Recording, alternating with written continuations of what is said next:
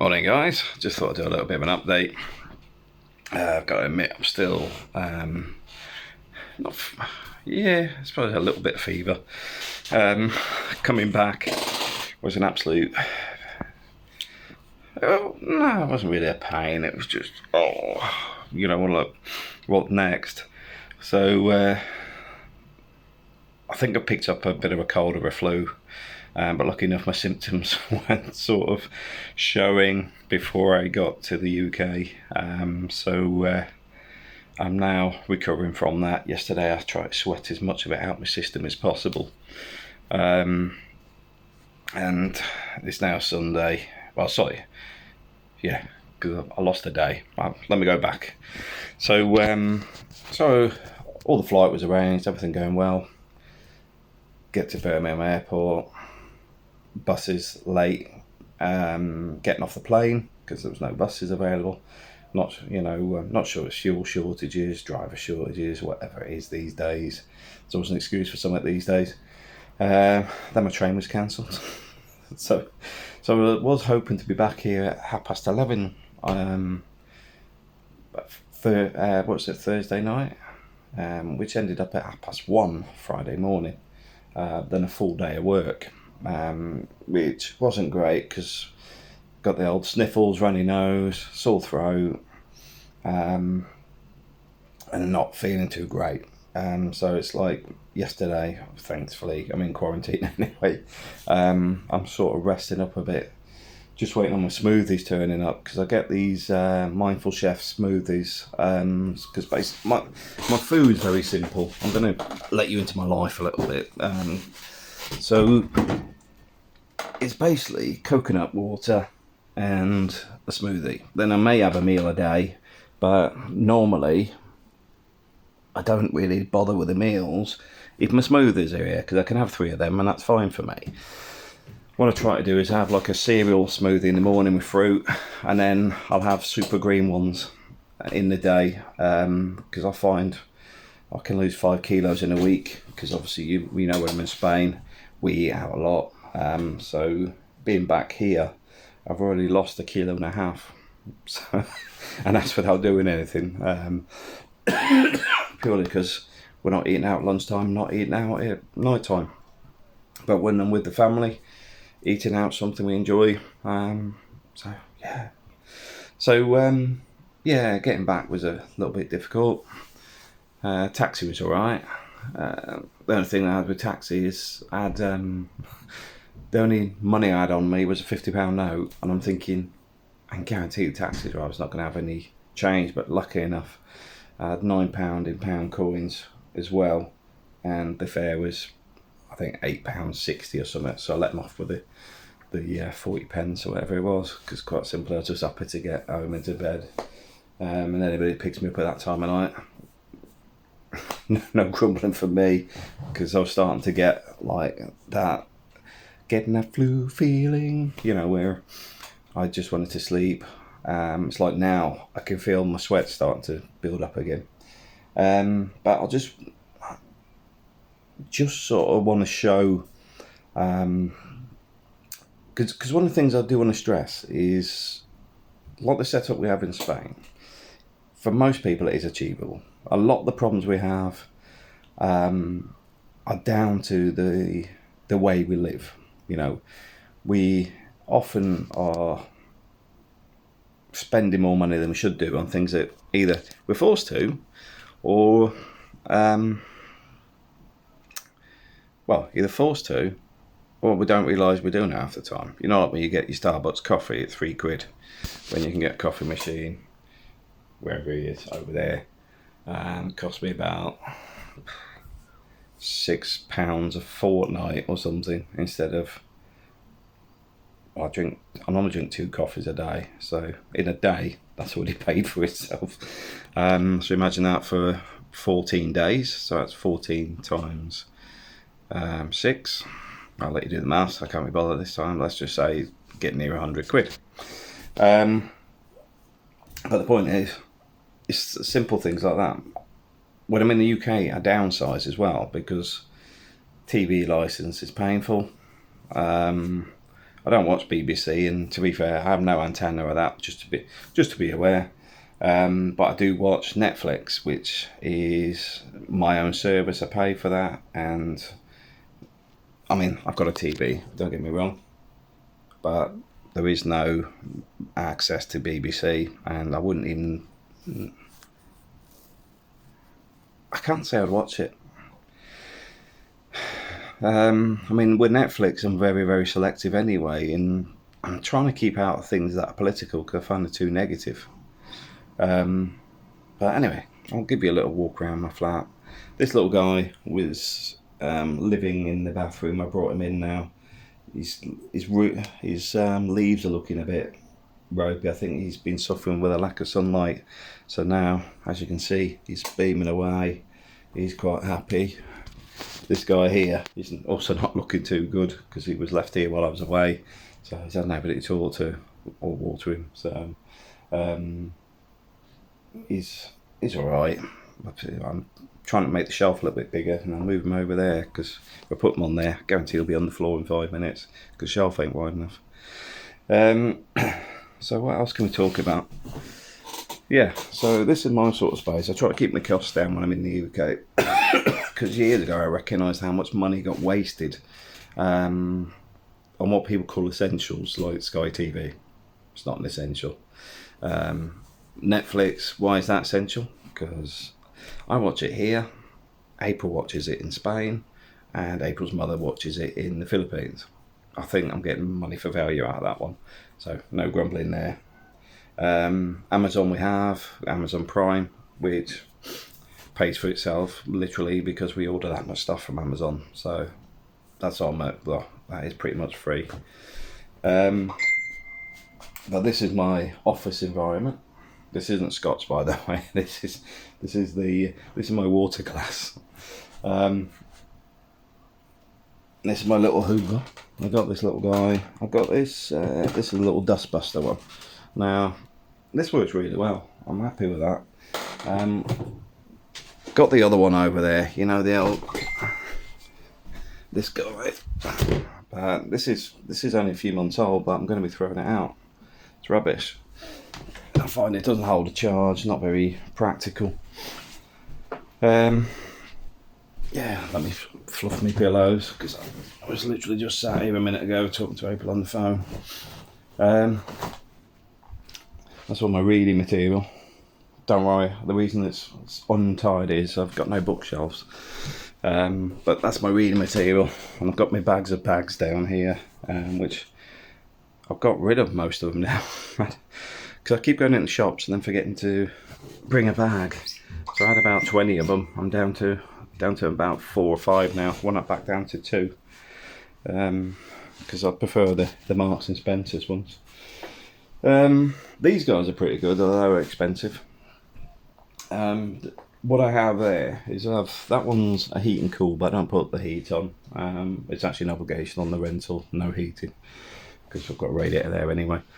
But that one I like to keep airflow going well. But this one I use for filtering, because in a rented house you get a lot of cooking smells and all that sort of stuff coming up. This guy that just jumps on it, it's fully automatic, so I mean if I open that door you'll probably see it'll suddenly jump on and switch on as it starts purifying the air. But I was getting like issues with coughs and stuff, and it was bacterial. Putting that in there just killed it. No, it's not that I'm oversensitive, but there's 2 people in the house smoke. I don't smoke, so you know, it's not that they smoke in a house, it's just the fact is it just purifies the air, so it gets rid of any of those issues. What else can I show you? I know it's a bit untidy in here at the moment, because bear in mind I've only just got back, so I'm sort of going to be sorting out. These are all shirts, so these are just waiting for ironing, and then I'll go in the closet. But when I'm here, this is my domain. Just a small place, double bed, big TV, for sitting playing on the Xbox, which I was doing last night, trying to not work, because obviously that says I'm struggling with this fever thing at the minute. So I'm trying not to work, which may slow down recovery. But ultimately, I try to just get us in a position where the Spanish side's finished. So eventually, I don't need to be here much. Get down to 3 months a year maybe in the long term. Because once it's set up, the house is finished, mortgage is paid, I can extract from here. But ultimately, I just want to show that I know a lot of people go, well, I can't afford a holiday, I can't do this. But you probably find you've got a lot of expenditure without even realising it. You go, right, magazines. I mean, I keep getting the Beano. I've already cancelled it, but I think I've got another subscription till November from my son. Doesn't read them anymore. He's outgrown them, but I've come back. I've got the Beano. So you go, okay, well, that's probably about 120 quid a year. So that's finished now. He doesn't read them anymore. But it's mainly because I'm trying to get my kids to be more creative, and this big thing here is not good for kids. So reading comics, getting them lots of books, getting them into those sort of realms is useful for the long term. Bit of education, but it's also training your mind that this thing drains your mind. Well, comics, books and stuff, it's more creative, especially when you start thinking, I'll draw my own cartoons and all that sort of stuff. So sort of not forcing the kids down that route, but encouraging it. But that's pretty much it. This is my domain. I'm going to be here. I'm going to renew my passport this week. Problem is, I'm trying to find a white wall to take my photo, because obviously the room's yellow. So passport renewals, top of the list this week. Second jab next week, because obviously I can't go for the second jab while I'm stuck in quarantine, because that will really confuse the system, that will. And then start preparing the house again for the next batch of works, which currently April's saying they've finished the boxing for the ventilation system in Zoe's room, so Zoe's room can now be sort of painted and finished off. Little Igor was plastering up the stairs, so he's fixing the staircase at the minute. I did say April didn't want that doing until we got all the stuff up on the top, because it's all going to get scratched if we drag stuff up the stairs, because obviously we've got the big rails coming up that are going to replace the white ballast rails. So once they go, they've got to come down some way. But anyway, so at the moment we're looking at what rails to put in. Guys are carrying on with the kitchen project. That was supposed to start Thursday, Friday, and they're worried about the mould, because there's a bit of mould from where the water leak was, and I said put the heating on. There's been a discussion about put the heating on, don't put it on. I was like, look, mould needs water, it needs temperature and air. If you remove one of them, it dies. So we've already removed the water. So we had the air conditioning on evaporating for about a week. So that's been sucking the moisture out of the house. We put it to heat now. Anything that's left will dry out, because the temperatures have been fairly ambient in Spain. I know it's about between 26 and 31 degrees, but in the house, because it's out the direct sunlight, it's been fairly ambient. So putting the heat on just to sweat it a little bit, get the moisture, whatever's left of moisture out, will be useful to kill that. But Igor and little Igor were there yesterday, and they've treated it, so they've already killed the mould. But I was like, literally just put the heating on. Because I dealt with it all the time. I used to survey for housing associations and councils, and damp's a massive issue. A lot of the properties were never designed to be as old as they are. A lot of the properties weren't built around things like central heating and things. So when people add windows and seal them up, they don't have the rotation of air and things like that, which is obviously why more and more people end up with stuff like this. when a lot of it could be resolved by leaving this one open. So I don't know how to do that. Like I said, there's two of the guys smoke, and they smoke in the garden, so I can't really open the window. So I could grumble and moan about it, but to be fair, it's they're they're already outside anyway, so I can't really say, can you go outside? I'll just put a fan in, problem solved. But the house is getting there. I'm just like a bit frustrated because obviously it's now, what's that, 3.5, 4 months. I do not want it dragging out for 6 months. The budget's there. I want the kitchen in next week. As they've stripped the bathroom downstairs, that can be starting next week as well. Obviously the air conditioning is now in and finished. The windows, the outside of the windows, they've only one side left to do on that. They've got the last window to do up on the end, which I think they're going to have to get a high-ab in, a crane, to come up and over.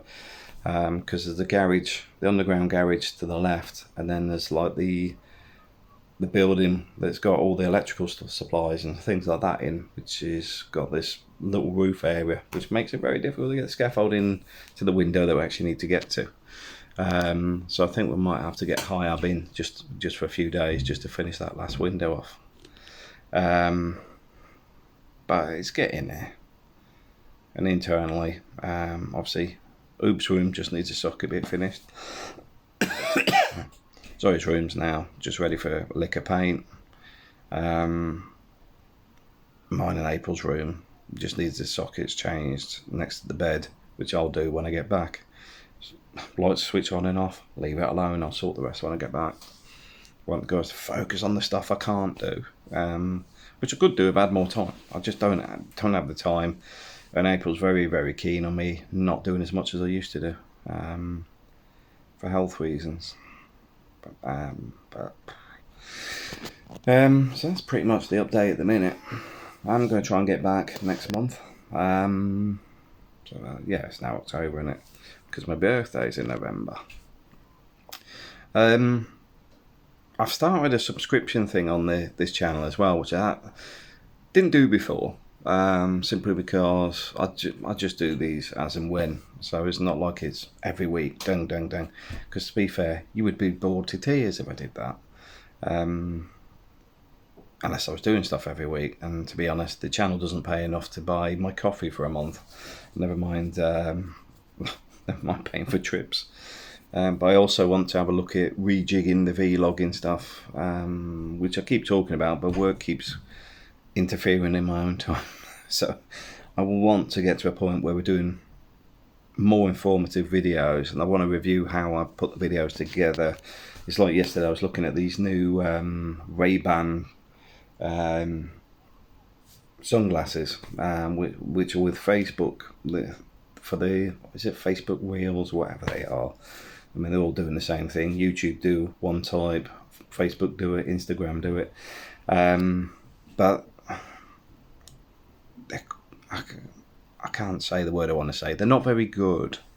Because quite simply, you'll not get the same quality as you'll get out of this camera on the phone.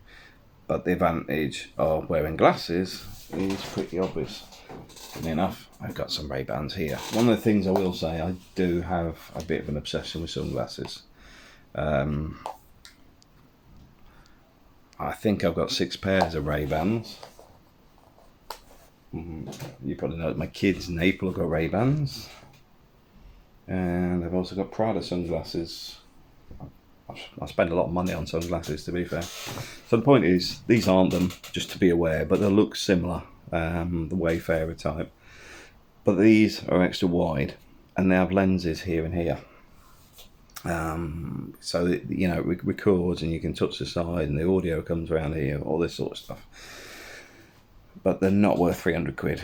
I bought some 5 years ago, and I would say they're probably on par quality wise, because they're not as well made as Ray-Bans are, the normal Ray-Bans, and several people have brought that up already. So what I will say on that is, I think that technology will jump forward, because that's version 1. And there's a bit like Oculus. I don't know if you guys have seen this actually. Did I bring this up before? So I'm going to my cupboard a bit, because it's a very narrow cupboard, so there's a lot in here. What we have here is the Oculus Quest. I'm going to try and get it out without dropping anything. Like I said, it's quite narrow in here. So this is a headset. You look them up on YouTube. So within this, it's like I've got fitness, got gaming, got flight simulators, all sorts of stuff. Spent a lot of money on these because during the lockdown period, I was stuck in here. And as you can see, not a big area. So what I do is stick this on and basically do a workout here. You know, even if it's just, like I said, looking a bit tatty at the minute because that fan's getting thrown out. And I've got to reshuffle everything after emptying my bags. But the point being is, it's very useful for keeping you occupied, and I think, you know, that sort of thing being used more for well-being and stuff would be useful, because it's not just for people like me stuck in these types of places, but if you're stuck for, say, mobility, it gives you open spaces and things, you know. It's hard to explain. Go and have a look on that, but I found that very useful during the lockdown period. Back on tangent now.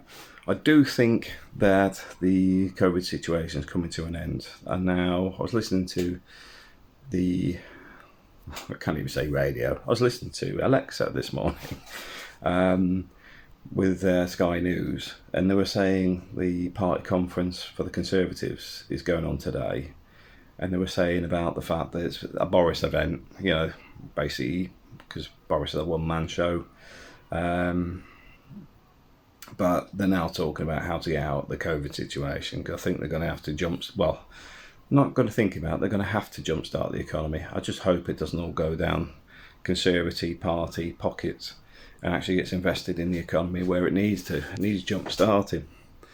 I mean, if anyone says there's any positivity out of Brexit, please let me know what it is. Because when people talk about the sovereign nation and stuff, I didn't elect Boris in, and we've got a two-party system where we don't actually vote.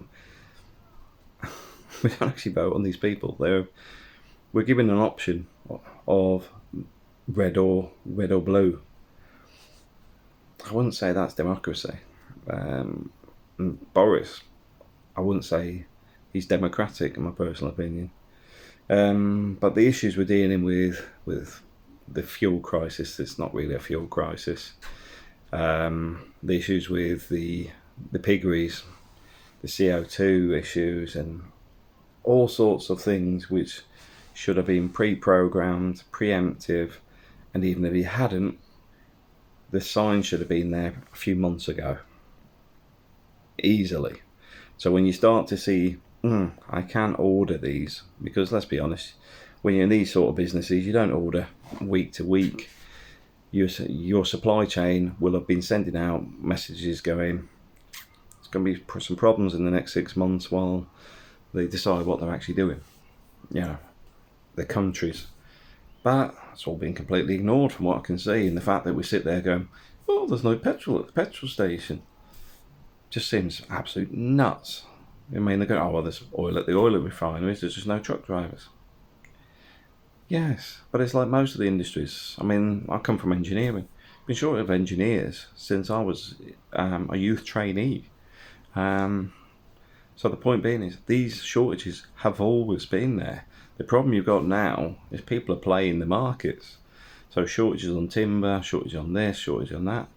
It's been massively manipulated, in my personal opinion. So the point being is, there's no check. Well, there's obviously a written check, from what I'd have thought. But there's no, why didn't you sort this out? Why didn't you know this was coming? And I don't want to hear it from Boris. I want to hear it from people that have communicated to him. Did he get that information? Why didn't he act on it? I couldn't care less about Boris. I've got to admit, for me, I mean, people go on about Trump, they go on about Boris, they go on about Tony Blair, whatever. I think the biggest problem we're facing, in my opinion, in politics and running of states, countries, is a severe lack of trust in the people that put themselves in those positions. And I say they put themselves in those positions because they do. You look at the American election, how much money gets pumped into that election. The Conservatives and the wallpaper scandal and all that sort of stuff. And then you've got that Cameron sliding in from the background going, oh, can we have some contracts with my friends? Oh, it's all above board. And it's not above board. And it shouldn't be about the party rules. It should be about law. What does the law say? Couldn't care what these guys say is in their own constitution or whatever they want to call it. Because it's the law we're interested in. Has the law been broken? The rest of it is irrelevant.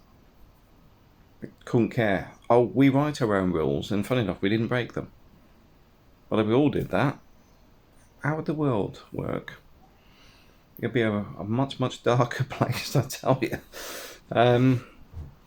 So I do think we've got some issues, but like we're seeing through the window at the minute, we've got light at the end of the tunnel. The COVID stuff's dying away now. And I know people go, oh yeah, it's going to be here to stay. But look, keep your doom and gloom. You're welcome to it. If that's your thoughts on it, fine. That's your view. You're welcome to it. But for me, we're coming to an end to it on the overall picture. There will be constant resurgence, around SARS, bird flu, and all the stuff, because A, we keep meddling with everything as human beings, and B, there's a lot of money to be made on it, and also politically, it's useful to move a focus away from what you're doing to scaremongering, because all the media shifts. And you can get on with whatever you want to do in the background, and nobody really notices because we're all fixated on the doom and gloom. But what I want to try and do with this channel is trying to keep it a bit more positive going forward, because it is hard work, I tell you, especially with the lockdown and stuff, because it's a bit like here, I'm stuck here. And I've got to admit, Northampton's not the best for me. Don't get me wrong, I'm right next to sports fields. I've got a park nearby. But the town centre's dying. It looks like it was 1985 down there. And it's just dragged on with no investment. It's not a nice place. There's homeless people living in the doorways. It's just sad. It needs some heavy investment in turning it around. It's a bit depressing. So, but I will say, Milton Keynes, enjoyed being down there. I think they've got a good shopping centre down there. I do think the layout's very good. Same as I go over to the Rushton Lakes. That's a nice shopping centre there. I know people are going to go, oh, yeah, but, shopping centres, blah, blah, blah. Look, I mainly go to the shopping centres because I can get my steps in. I go for a walk. Because in the COVID situation, it's been much harder to go walking in shopping centres. In supermarkets, sorry. Because I like just walking around, and not for... I need shopping, but literally I do my steps in supermarkets. I started this years ago because I was in Premier Inn most of the time, working away. So we'd normally finish about 6-8 o'clock at night. With a supermarket, it's a very stable environment, because obviously when you're working all over the country, so one thing you all might have is a Tesco or Sainsbury's, Morrison's or whatever, and you can just walk around there for a couple of hours and get your steps in. And you might buy something. I normally end up buying fruit or something, because like when the hotel, it's all high carb, high calories food most of the time. And now I'm working with Steve. Steve likes his breakfasts, so we normally ended up with sausage sandwiches and a big breakfast every morning. Which thankfully I've stopped all that, and I think I had 3 breakfasts last month. So yeah, it's not a daily occurrence. And even when I come back, I thought, the restaurant up the road, they do a home delivery, and I'm like, no, need to start.